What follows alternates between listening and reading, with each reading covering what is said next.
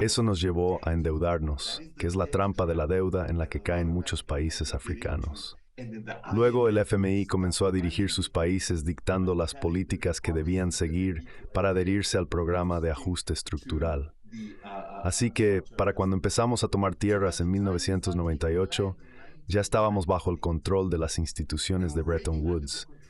En el momento en que intentamos autodeterminarnos tomando de vuelta nuestras tierras, o digamos recuperando nuestras tierras que fueron robadas durante el acto del colonialismo, durante la doctrina del descubrimiento, fuimos castigados por las instituciones de Bretton Woods. Dejaron de proporcionarnos apoyo para el equilibrio de pagos y cesaron en darnos préstamos para desarrollar nuestra infraestructura y para reconstruir después de la guerra. Esto coincidió con 2001, cuando Estados Unidos impuso sus primeras sanciones a través del Congreso, que decidió castigar a Zimbabue por dos razones. Primero, por participar en el conflicto del Congo, hizo reclamar sus tierras. Number two, taking back its land.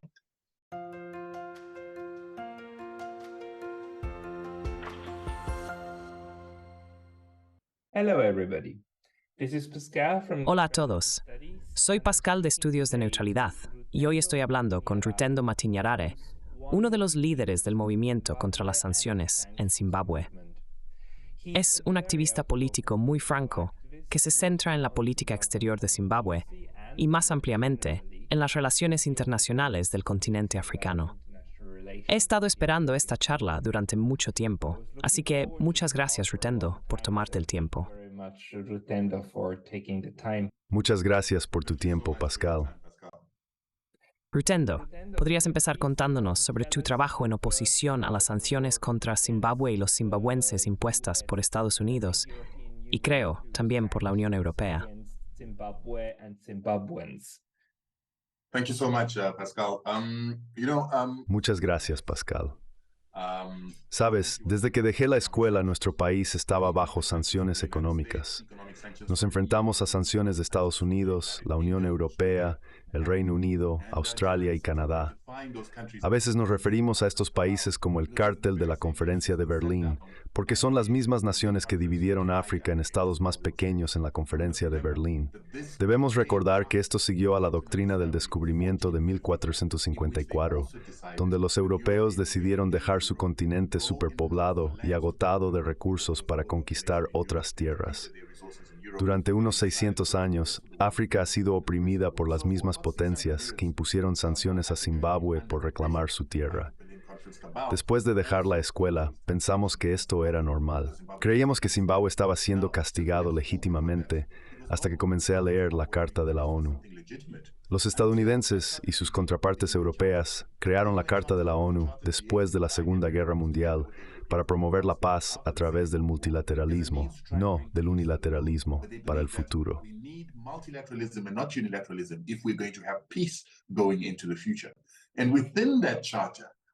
Dentro de la carta, leí algo muy sorprendente.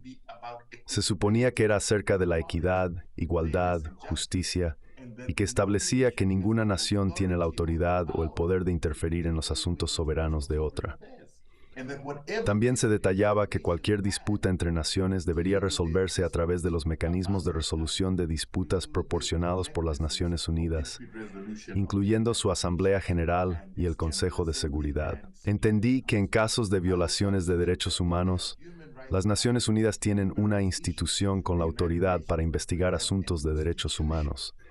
Esta institución crearía resoluciones y recomendaciones para la Asamblea General y el Consejo de Seguridad, los cuales podrían entonces tomar medidas o remedios contra cualquier nación que viole el derecho internacional o los derechos humanos.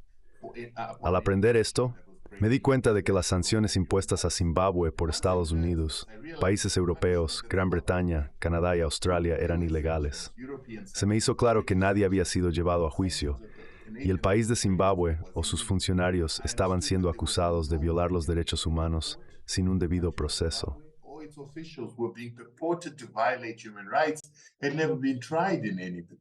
Nunca habían sido juzgados en ningún tribunal en particular. Nunca habían sido encontrados culpables. Nunca se les había dado la oportunidad de defenderse. Por lo tanto, Era injustificado que ellos y el pueblo de Zimbabue en su conjunto fueran castigados colectivamente con sanciones sin un juicio. Fue entonces cuando me di cuenta de que tenía que levantarme y empezar a luchar contra esta injusticia. Era otra continuación del arsenal colonial impuesto a un país africano simplemente porque eligió autodeterminarse.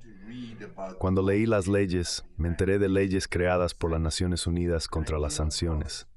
Me encontré con una ley de 1989, o Resolución 44-15, que establecía que las Naciones Unidas habían resuelto que los antiguos colonizadores no pueden usar medidas económicas coercitivas contra las antiguas colonias. Estas medidas obligarían a esas colonias a crear leyes adecuadas para el colonizador, lo que sería neocolonialismo. Aquí es donde comienza mi lucha al observar la Carta de la ONU y las resoluciones creadas por la ONU contra el uso de medidas económicas coercitivas por parte de los países occidentales. Estos países tienen como objetivo obligar a los países del tercer mundo o antiguas colonias a seguir sus dictados, manteniendo así el neocolonialismo.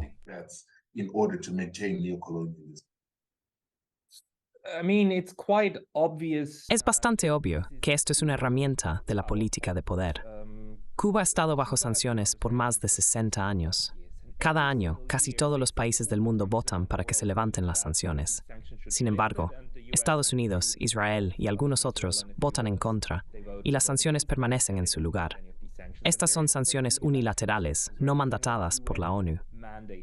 En el caso de Zimbabue, las sanciones estaban originalmente conectadas con el gobierno de Ian Smith, el gobierno de la minoría blanca y la supresión de África.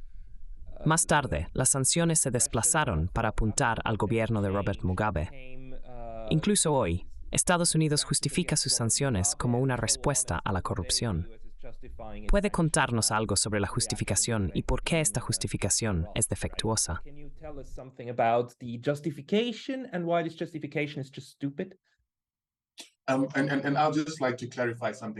Me gustaría aclarar algo antes de continuar. Las sanciones fueron contra Ian Smith, el antiguo colonizador, a quien llamaríamos un colono ilegal.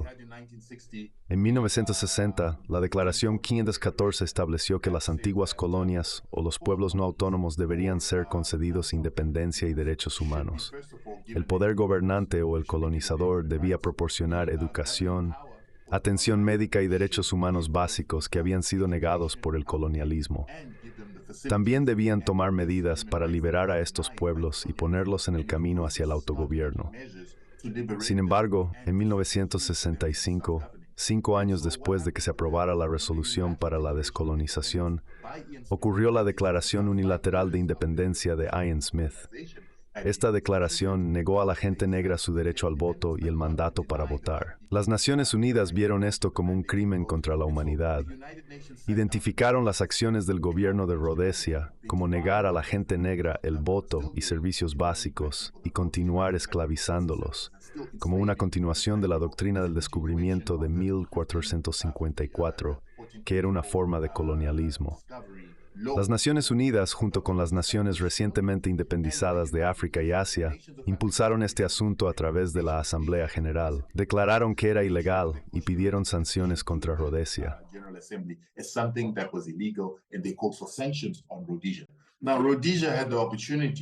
Rhodesia tuvo la oportunidad de apelar ante la Corte Internacional de Justicia si creían que las sanciones en su contra eran injustas. También podrían haber apelado al Consejo de Seguridad, que tenía la última palabra sobre si imponer o no estas sanciones. El Consejo de Seguridad decidió seguir adelante con las sanciones. Los rhodesianos no impugnaron esta decisión a través de la Corte Internacional de Justicia, por lo que las sanciones permanecieron en su lugar, presumiblemente porque su posición era indefendible. Sin embargo, más tarde descubrimos que a pesar de las sanciones de la ONU sobre Rhodesia, países como Estados Unidos, Gran Bretaña y Australia estaban ayudando a Rhodesia a eludir estas sanciones. En lugar de una sanción integral por parte de los Estados miembros de la ONU, que habría negado a Rhodesia combustible, tecnología y maquinaria, en realidad estaban recibiendo maquinaria, especialmente equipo militar. Occidente les estaba suministrando armas. El Departamento de Defensa de Estados Unidos no estaba involucrado en esto. pero estaban financiando a 13,000 mercenarios europeos, americanos e israelíes para luchar en Zimbabue contra el movimiento por la independencia negra, en un esfuerzo por mantener la supremacía blanca. Por lo tanto, creemos que cuando los países occidentales acordaron imponer sanciones a Rhodesia, no las estaban aplicando genuinamente. En cambio, estaban implementando lo que yo llamo el Plan Morgenthau, que originalmente estaba destinado para Alemania después de la Segunda Guerra Mundial. El plan tenía como objetivo desindustrializar Alemania y convertirla en una sociedad agraria, y parece que estaban aplicando una estrategia similar a Zimbabue.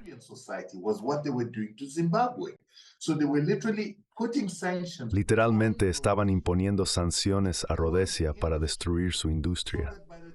De esta manera, para cuando Zimbabue obtuviera su independencia, heredaría un país sin industria y una sociedad agraria. Esta sociedad entonces estaría endeudada con el Banco Mundial y las instituciones de Bretton Woods. Querían hacer lo mismo con Alemania después de la Segunda Guerra Mundial. Nos dimos cuenta de que estaban apoyando a los supremacistas blancos para prolongar la guerra. Si no hubieran apoyado a los supremacistas blancos y hubieran permitido que las sanciones de la ONU funcionaran como se pretendía, nuestra guerra no habría durado tanto. Se habrían perdido menos vidas y habríamos obtenido la independencia antes. Pero a Occidente no le interesaba que tuviéramos esa independencia. No querían que heredáramos un país industrializado que pudiera desarrollarse por sí mismo y usar sus factores de producción para mejorar su posición. No querían esto. No solo heredamos un país que había sido destruido por las sanciones y desindustrializado como resultado, sino que también enfrentamos otros desafíos. Por ejemplo, teníamos una refinería de combustible llamada Feruca, que fue financiada por los iraníes antes de que fueran antiestadounidenses. Sin embargo, para cuando tomamos control del país, Feruca estaba en desuso porque la maquinaria se había vuelto inservible debido a las sanciones. Además, uma plausible sex deve ser subentec clamp for all a llamada Wangi.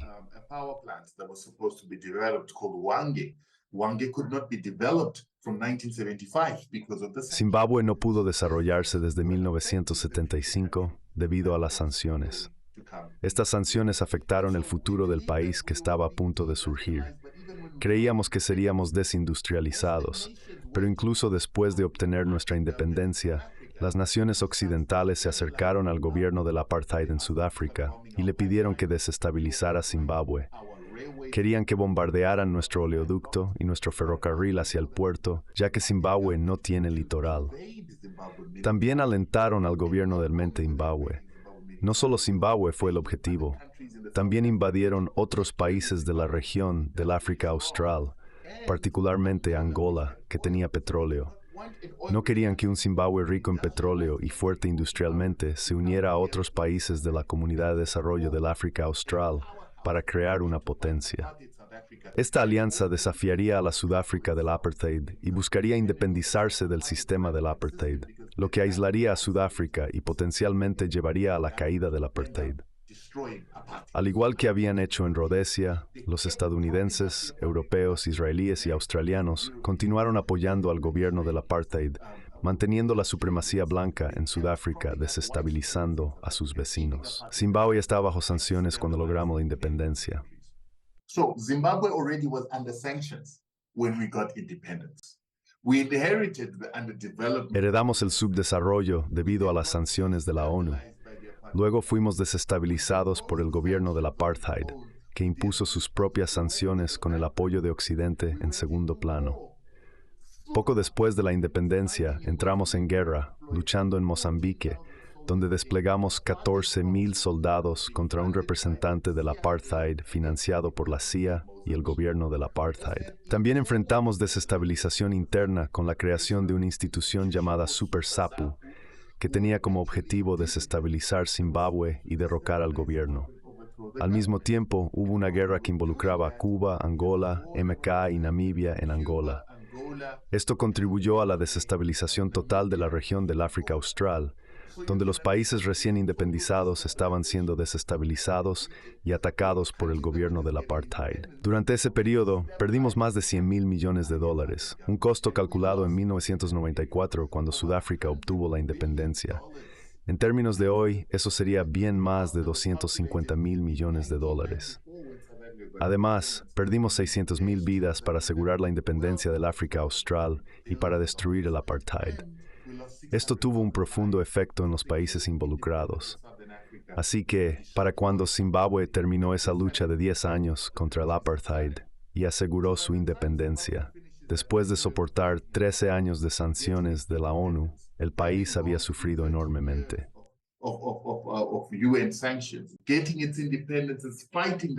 Lograr la independencia significó luchar contra el gobierno de Sudáfrica durante 12 años para acabar con el apartheid.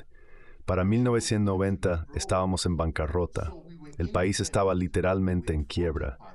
Éramos independientes. Habíamos luchado contra el apartheid y lo habíamos derrotado.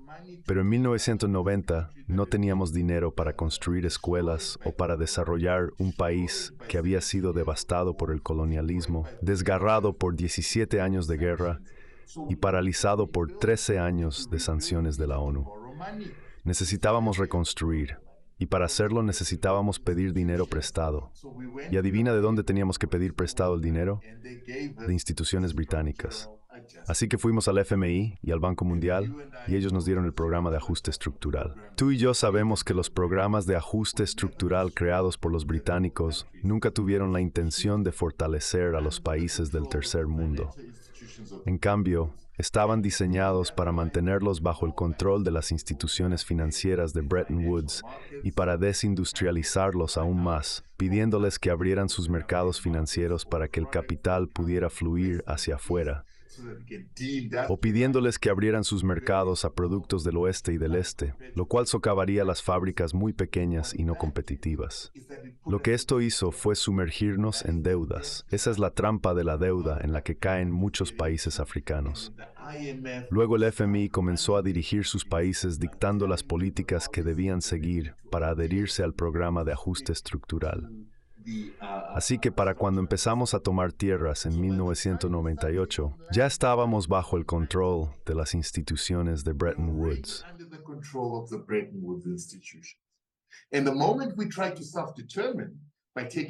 En el momento en que intentamos autodeterminarnos reclamando nuestra tierra, o digamos recuperando nuestra tierra que fue tomada durante el colonialismo y la doctrina del descubrimiento, fuimos castigados por las instituciones de Bretton Woods. Dejaron de proporcionarnos apoyo para el equilibrio de pagos y cesaron en otorgarnos préstamos para desarrollar nuestra infraestructura y para reconstruir después de la guerra. Esto coincidió con el año 2001, cuando Estados Unidos, a través del Congreso, impuso sus primeras sanciones a Zimbabue. Estas sanciones fueron un castigo por la participación de Zimbabue en el Congo y por reclamar su tierra. El asunto del Congo es significativo porque el Congo es el país más rico del mundo en términos de recursos minerales. Estados Unidos ha buscado controlar el Congo desde su independencia, llegando incluso a ser cómplice en el asesinato de Patrice Lumumba para mantener el control sobre estos recursos. Sin embargo, en 1998 hubo un cambio de liderazgo de Mobutu Sese Seko, quien era un representante estadounidense, a Laurent Kabila. Laurent Kabila tomó el control del país con la ayuda del gobierno ruandés y el presidente Kagame. Ellos apoyaron a los rebeldes que le ayudaron a tomar el poder con la ADF.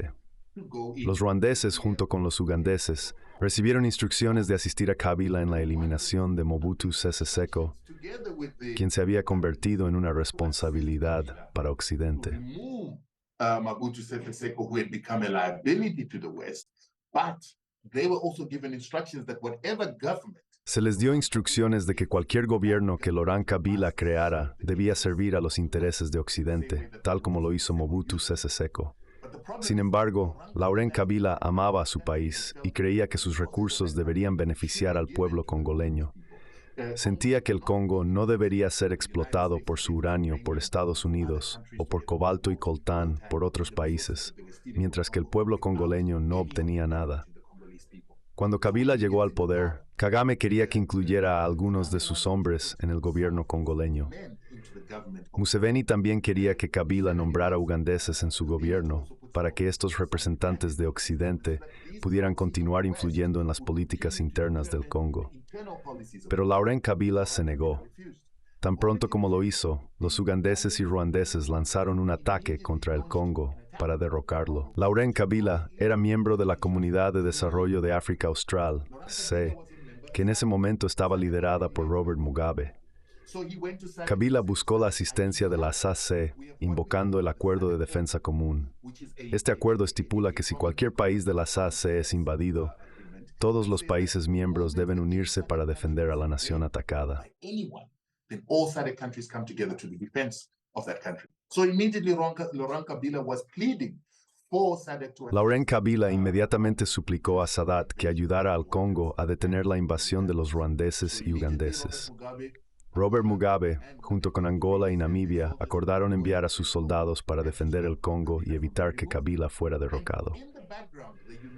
Mientras tanto, las Naciones Unidas, influenciadas por los estadounidenses, habían redactado una propuesta para dividir el Congo en 5 estados separados bajo el pretexto de que era demasiado grande para ser un solo país y gobernarse de manera efectiva. Esta división habría facilitado la explotación de los recursos del Congo. Según el plan, Uganda controlaría una zona, Ruanda otra, y los representantes creados por estos 2 países nombrarían líderes para las 3 regiones restantes. Sin embargo, África está luchando por la unidad. Creemos que la Conferencia de Berlín nos fragmentó en pequeños estados insostenibles. Hubo resistencia por parte de la facción de Robert Mugabe, que insistía en que el Congo debía permanecer unido. Al enviar a sus soldados y frustrar el plan de dividir el Congo en 5 estados y el esquema para remover a Laurent Kabila, Mugabe automáticamente se convirtió en un adversario de Occidente porque estaba obstruyendo una estrategia de política exterior occidental dirigida a dividir aún más.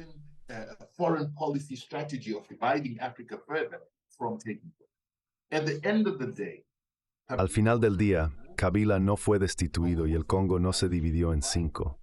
Por esa razón, debido a que Zimbabue estaba bajo el programa de ajuste estructural del FMI y del Banco Mundial, su decisión de enviar su ejército al Congo fue vista como una violación del programa de ajuste estructural. En consecuencia, Zimbabue fue inmediatamente excluido de las instituciones de préstamo multilaterales, se le negó el apoyo y se le negó el soporte para el equilibrio de pagos. Recuerda, Zimbabue solo estaba recibiendo esta asistencia porque nunca recibimos reparaciones después de nuestra lucha por la independencia. Si hubiéramos recibido reparaciones, no habríamos tenido necesidad de buscar préstamos del FMI o del Banco Mundial. Además, si no hubiéramos sido desestabilizados por el gobierno del apartheid sudafricano y si no nos hubieran obligado a heredar la deuda colonial de Rhodesia en 1980 cuando obtuvimos nuestra independencia, y si no nos hubieran obligado a recomprar nuestra tierra en efectivo, Zimbabue no habría necesitado pedir dinero prestado a las instituciones de préstamo multilaterales. Entonces, si consideras lo que estoy diciendo, fue una situación orquestada de endeudamiento que se creó desde el colonialismo a través de las sanciones, a través de la desestabilización de Zimbabue por parte del apartheid sudafricano, todo lo cual nos llevó a empezar a pedir dinero prestado a las instituciones de Bretton Woods. Y por eso no nos dieron reparaciones después de que ganamos la guerra.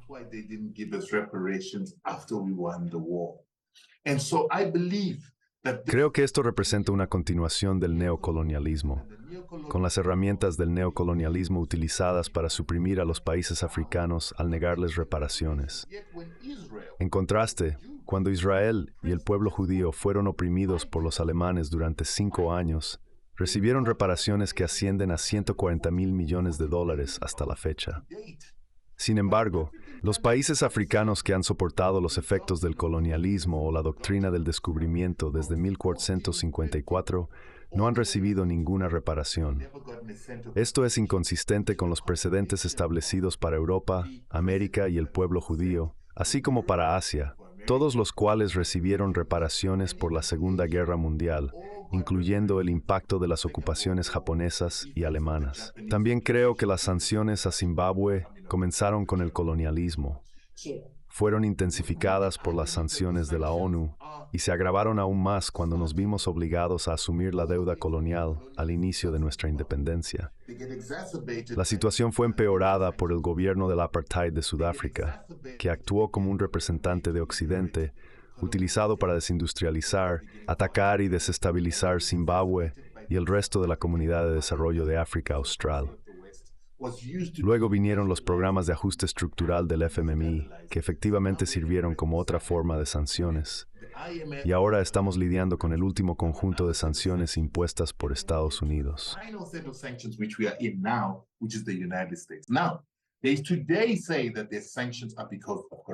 Hoy en día dicen que sus sanciones se deben a la corrupción y a las violaciones de los derechos humanos.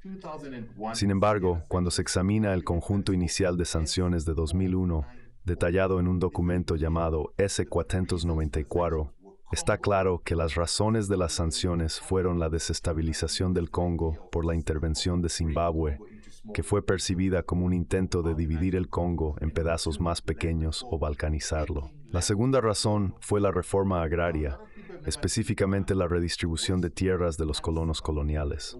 Muchas personas nunca han entendido por qué Occidente castigó a Zimbabue por estas acciones. Occidente lo hizo por varias razones. En primer lugar, Estados Unidos de América es de hecho una colonia.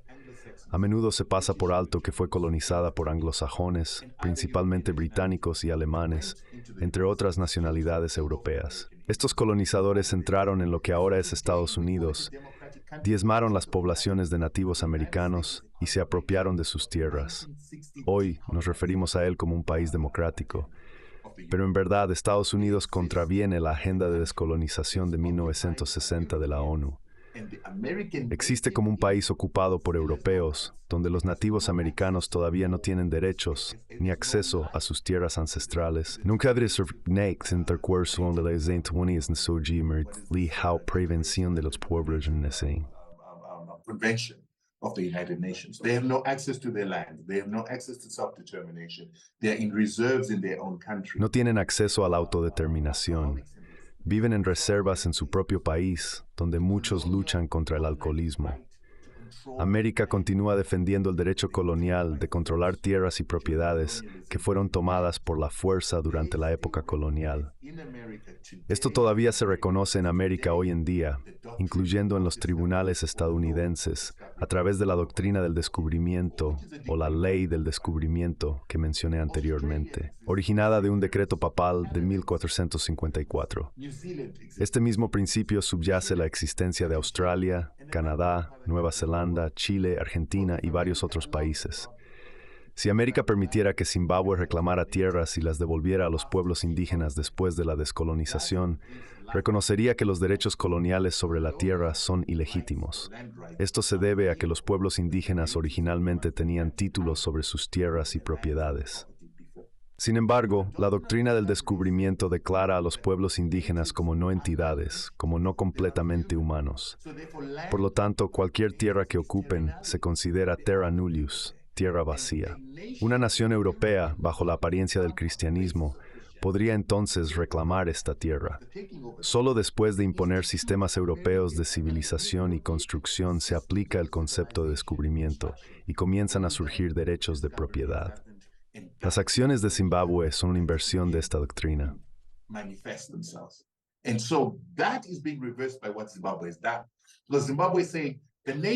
Porque Zimbabue está diciendo que los nativos tenían derechos de propiedad. La propiedad pertenecía a los nativos. Y por lo tanto tienen el derecho de reclamar lo que los nativos perdieron porque les pertenecía. Esto contradice la ley y la doctrina del descubrimiento. Este es el conflicto que ocurre en Zimbabue, la lucha entre estos dos sistemas. Un sistema reconoce a las naciones como los legítimos y originales propietarios y poseedores de títulos de propiedad antes del colonialismo, y otro, la doctrina del descubrimiento, cree que solo los europeos tienen derechos sobre la propiedad y que los derechos de propiedad solo comienzan con el colonialismo. Esta es la batalla que actualmente tiene lugar sobre la tierra de Zimbabue, y Zimbabue está siendo castigado por ello. El Congo no es diferente. Zimbabue fue invitado por el gobierno congoleño para ayudar a proteger su soberanía y recursos de ser saqueados por invasores. Esto le da a los congoleños el derecho de determinar quién puede entrar a su país y el derecho de pedir a los vecinos que les ayuden a proteger sus derechos de propiedad. Los estadounidenses no querían que los congoleños hicieran eso, porque según los estadounidenses, los derechos de propiedad son el colonizador o la Conferencia de Berlín determinaron que fueran. Y esta es la lucha que ha llevado a las sanciones.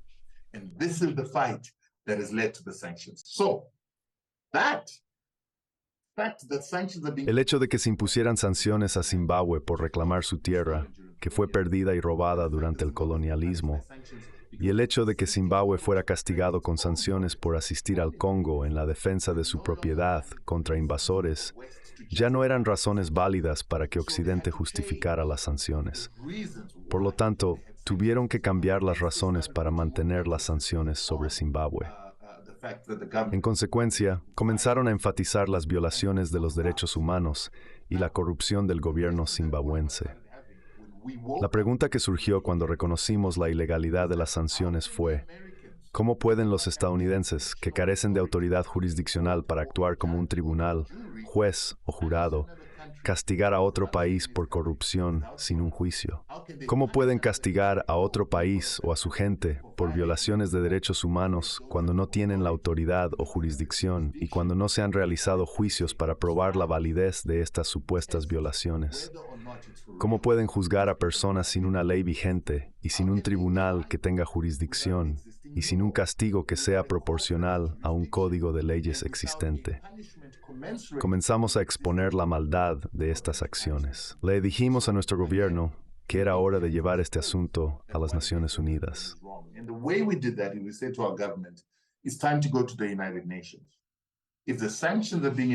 Si las sanciones son impuestas unilateralmente por Estados Unidos, eso las hace ilegales.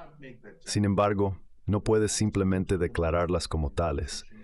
Debes apelar a una institución multilateral, una que fue establecida por los estadounidenses y Occidente, para que dictamine sobre la legalidad de las sanciones. Fuimos la primera organización de la sociedad civil en Zimbabue en presentar una petición al Consejo de Derechos Humanos de las Naciones Unidas. Nos quejamos de las violaciones de los derechos humanos y del castigo colectivo a los civiles en Zimbabue debido a las sanciones. Solicitamos que las Naciones Unidas realizaran una evaluación del impacto de esas sanciones en Zimbabue. Tras nuestra acción, nuestro gobierno hizo lo mismo. Eventualmente, la ONU vino y declaró esas sanciones ilegales, afirmando que eran una violación de los derechos humanos. Creo que la ONU en realidad fue muy moderada en su lenguaje. La verdad es que cuando privas a los civiles de alimentos, atención médica, educación y agua, los estás persiguiendo. Por definición, eso es un crimen contra la humanidad. Considerando el número de muertes en Zimbabue debido a la privación de alimentos y atención médica, creemos que también es genocida. Estas medidas, que han matado deliberadamente a parte de nuestra población con fines políticos, constituyen un crimen contra la humanidad y son genocidas.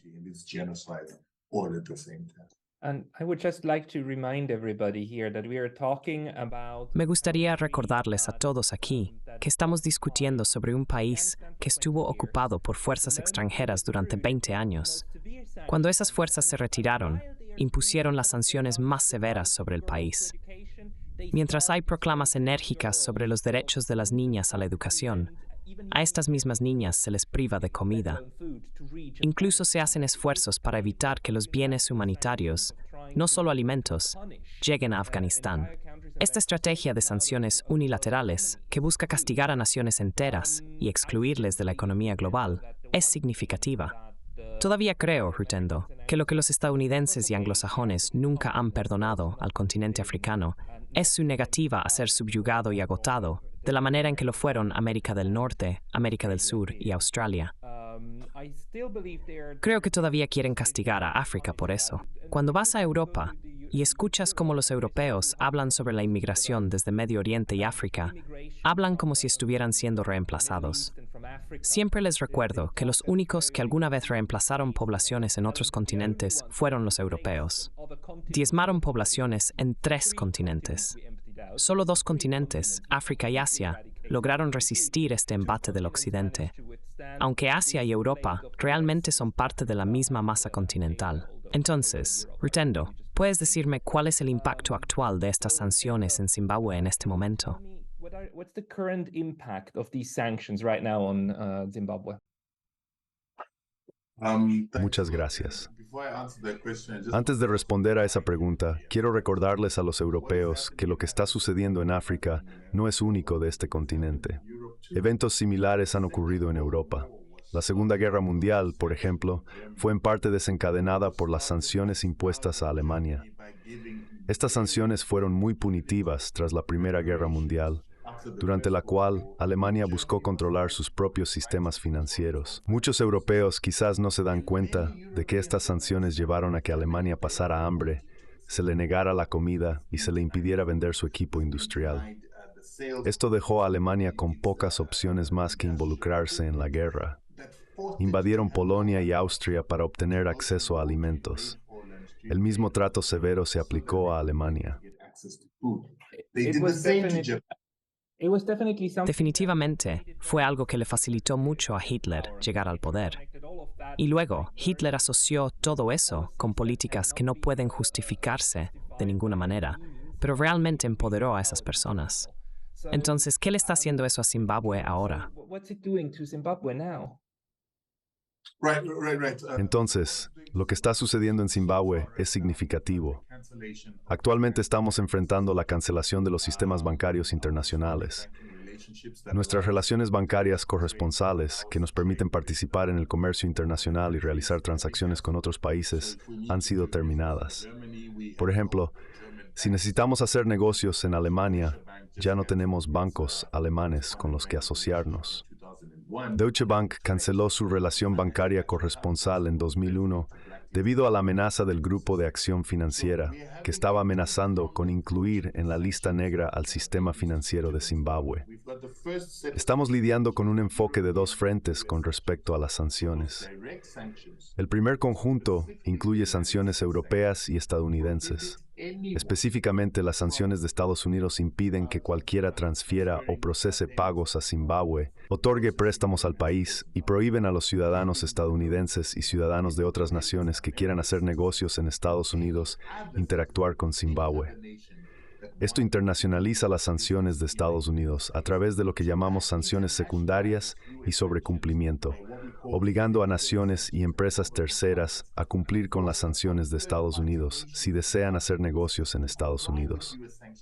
Además, Estados Unidos ha influenciado al Grupo de Acción Financiera, una organización que se ocupa del lavado de dinero, la proliferación de armas de destrucción masiva y la financiación del terrorismo para actuar contra Zimbabue. Han cooptado esa institución para asegurarse de que cuando Estados Unidos impone sanciones a una nación, utilizan esta designación para sugerir que estos países son naciones terroristas o que contaminan el sistema financiero global. Esto es una contravención de las regulaciones del Grupo de Acción Financiera, GAFI, que establece que un país solo puede ser designado como lavador de dinero, financiador del terrorismo o proliferador de armas de destrucción masiva cuando ha sido designado como tal por el Consejo de Seguridad de las Naciones Unidas. Sin embargo, ya no están aislando a los países basándose únicamente en lo que dice las Naciones Unidas. También están designando países simplemente porque los estadounidenses los han sancionado. Estos son los dos tipos de sanciones que estamos enfrentando. Como resultado, nuestro sistema bancario ha sido aislado del sistema bancario internacional. Cuando eso sucede, los países se ven obligados a utilizar canales alternativos si están excluidos del sistema bancario financiero legítimo. En el momento en que utilizan canales alternativos, prestamistas de tercer nivel o bancos de terceros para transferir fondos y pagar bienes y servicios, eso se considera lavado de dinero por las regulaciones que se han creado.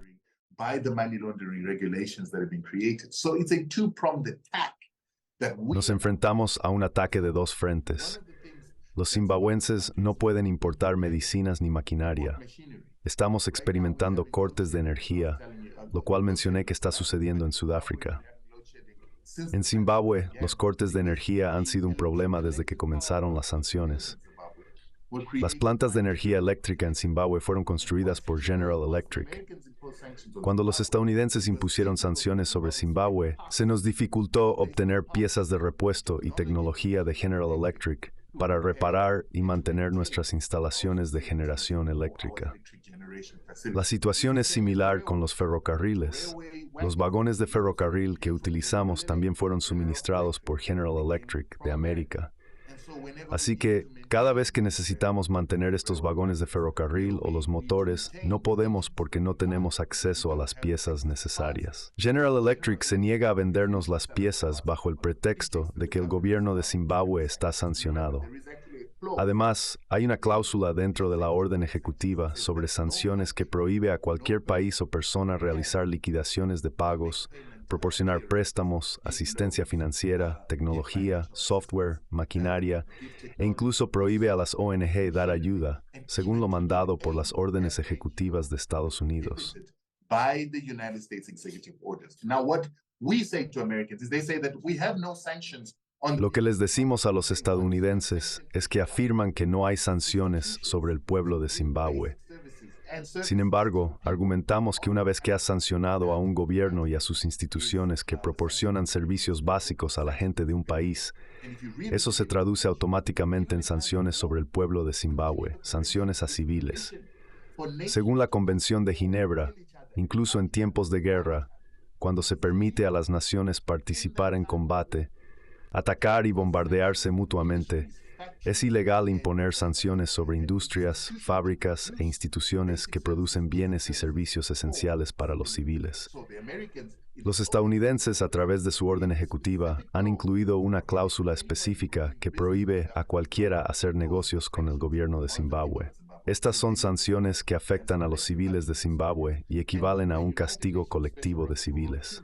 El año pasado, el relator especial de las Naciones Unidas escribió 2 informes. Un informe se centró en las sanciones en Zimbabue, identificado como A51-53-1, que discute la ilegalidad de las sanciones sobre Zimbabue y su impacto. El otro informe abordó las sanciones secundarias y el cumplimiento excesivo, destacando que siempre que naciones o empresas terceras en cualquier parte del mundo se adhieren a las sanciones de Estados Unidos, o se niegan a hacer negocios con un país o se siente por miedo a penalizaciones de Estados Unidos, tienen israelíes. Based on the fear of penalties from the United States, that is illegal. Overcompliance is illegal. El exceso de cumplimiento con las sanciones es ilegal.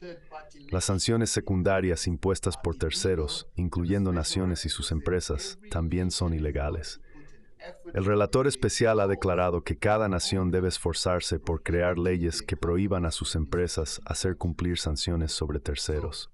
Cuando consideramos la situación en la que no se pueden realizar pagos, las consecuencias se vuelven claras. Si no podemos hacer pagos a países como América, Alemania o Australia porque están bloqueados por el sistema estadounidense y los fondos son confiscados, enfrentamos severas limitaciones. No podemos comprar medicinas, productos químicos, insumos industriales, partes de máquinas o granos. Esencialmente no podemos comprar nada, incluyendo reactivos y productos químicos. Esto tiene un impacto significativo en nuestra industria y hospitales. Actualmente, los hospitales están operando solo al 38% de su capacidad en términos de las medicinas esenciales que necesitan. Esto también obstaculiza nuestra capacidad para desarrollar la industria. Sin industria no podemos recaudar impuestos, y sin ingresos fiscales, nuestro gobierno no puede pagar adecuadamente a nuestros enfermeros y doctores. En consecuencia, tenemos una alta tasa de vacantes, con el 68% de los puestos de enfermería y obstetricia sin cubrir. Esta escasez contribuye al número creciente de mujeres que mueren en el parto en Zimbabue. Actualmente, 690 mujeres mueren de cada 100,000 nacimientos cada año, un número que ha aumentado de lo que solía ser 300. África ha establecido como objetivo que para el 2030, el número de mujeres que mueren en el parto se reduzca a menos de 70 muertes por cada 100,000 nacimientos vivos.